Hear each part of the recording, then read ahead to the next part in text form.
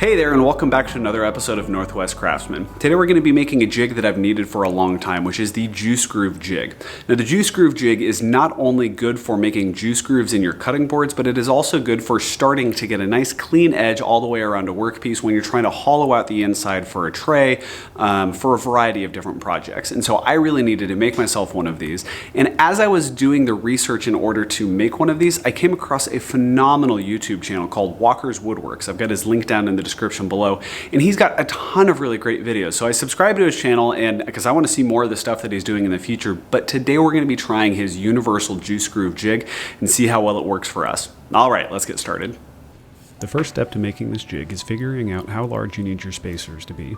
I measured from the center of my bit to the edge of my base and then added on the extra space I needed to center my bit where I wanted my juice groove to be. When you're calculating for yours, make sure you take the radius of your bit into account.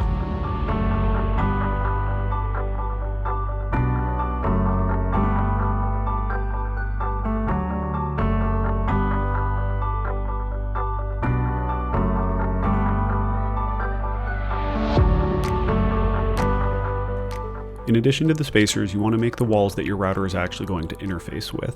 You want to make these taller than the tallest piece you're ever planning to have, so for my case I did 3 inches because I should never have anything that is over 3 inches tall.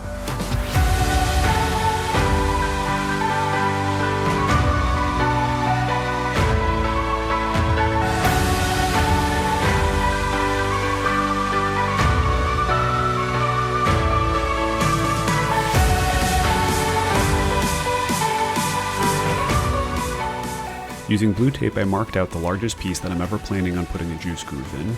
Then, using the spacers, I put 2 of them together to give me the extra length that I needed to fit both the spacers on all sides plus the workpiece in the middle. Once you have everything marked, cut it out, trim it up, and get everything to the right length.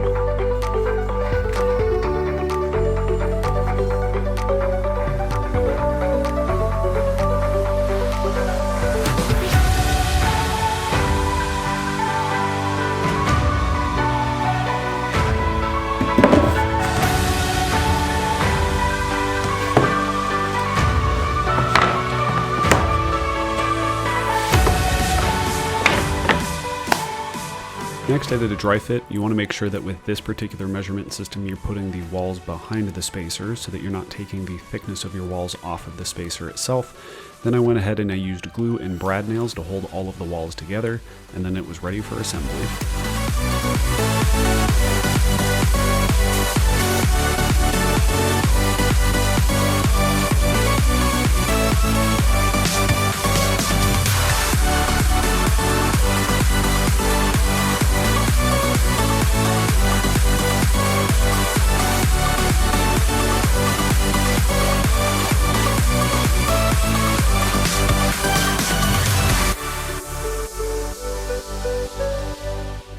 If you didn't use brad nails, let everything set overnight before you try and put it together, but with the brad nails, mine was ready to go. Choose your primary edge, fasten it down, and then the rest of the pieces are going to remain loose until you put a piece in there, and then you're just going to fasten them down to whatever size you need.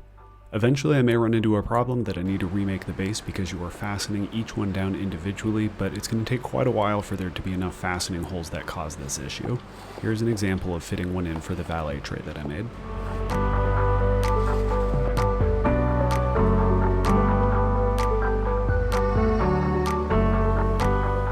If you guys have any questions about how to make an adjustable juice groove jig of your own, go ahead and leave it in the comment section down below. I'd love to hear from you guys. Thank you again to Walker's Woodworks for initially showing me how to do this. I really appreciate that, and all of the other great content that he has. Go ahead and check out his channel. Again, he's linked in the description below. If I don't see you guys any sooner, have a great one. Happy woodworking. Bye.